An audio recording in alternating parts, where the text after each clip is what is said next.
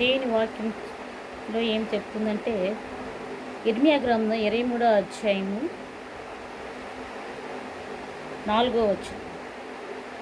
నేను వాటి మీద కాపురం నియమించేదను, ఇక మీదట అవి భయపడకుండాను బెదిరిపోకుండాను వాటిలో ఒకటైన తప్పిపోకుండా వీరు నా గొర్రెలను మేపెదురు.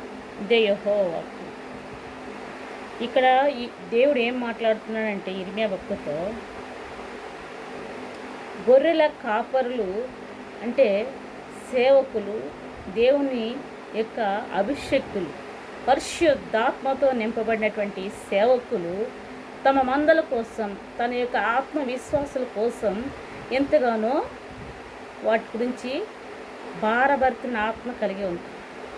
ఈ రోజున పరిశుద్ధాత్మ అనేది లేకుండా సేవ చేసే సేవకులకి ఆత్మల భారం అనేది లేనే లేదు. ఎక్కడైనా సరే దేవుని సన్నిధిలో నివసిస్తున్నటువంటి విశ్వాసులు ఏం కోరుకుంటారంటే అభిషేకం కావాలని, దేవుని సన్నిధిలో అభిషేకంతో నింపబడాలని, దేవునితో నడవాలని, అభిషేకించబడాలని కోరుకుంటారు. అలాంటి అభిషేకం గల సేవకులను గుర్తించాలి. అభిషేకం నువ్వు పొందుకోవాలి అంటే, దేవుని అభిషేకంతో నువ్వు నింపబడాలి అంటే అభిషేకం గల సేవకుల్ని నువ్వు గుర్తించి దేవుని సన్నిధిలో నడవాలి. దేవునికి స్తోత్రం. హల్లెలూయా.